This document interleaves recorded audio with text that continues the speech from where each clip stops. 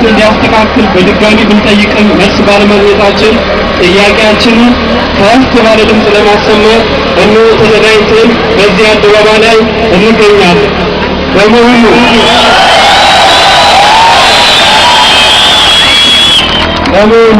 አንደኛ ለፍትህ ለዲሞክራሲ ስርዓት መስፈን የሚታገሉ ጋዜጠኞች፣ የተቃዋሚ ፖለቲካ ፓርቲ መሪዎች፣ አባላት በሽብርተኝነት ማሰርና ማሰቃየት ህገወጥነት ስለሆነ እንዲቆም እንዲሁም የታሰሩት በአስቸኳይ እንዲፈቱ እንጠይቃለን።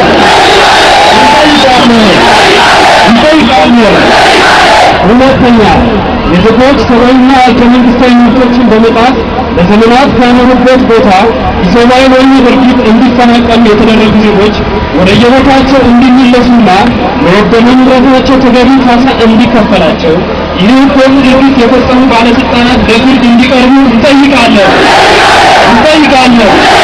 እንጠይቃለን። ሶስተኛ መንግስት በሃይማኖት ጣልቃ የገባ የሃይማኖት መሪዎችን መምረጥ የእምነት ስርዓትና ሃይማኖት በሚፈቅደው ብቻ እናከናውን ያሉ የእስልምና ሃይማኖት ተከታይ ተወካዮች በአሸባሪነት ወንጀል በመክሰስ በእስር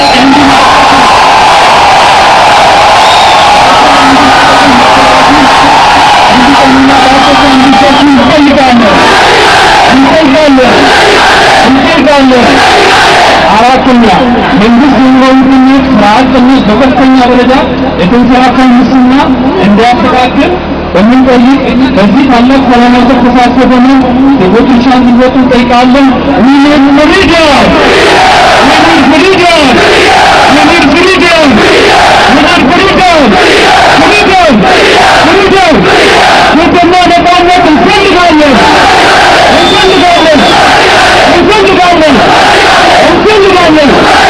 መንግስት በሃይማኖት ጣልቃ አይግባ። የመንግስት ሙስሊሞች ሁሉም ነገር ይግባሉ። የዜጎች መፈናቀልን አጥብቀን እናወግዛለን።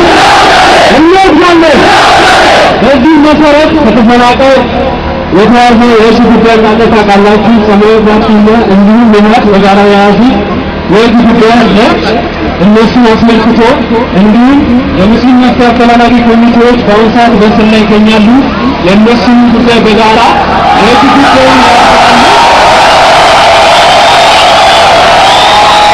ይህንን አስመልክቶ ታዋቂውና ዓለም አቀፍ የሕግ ባለሙያው ዶክተር ያዕቆብ ኃይለማርያም ገለጻ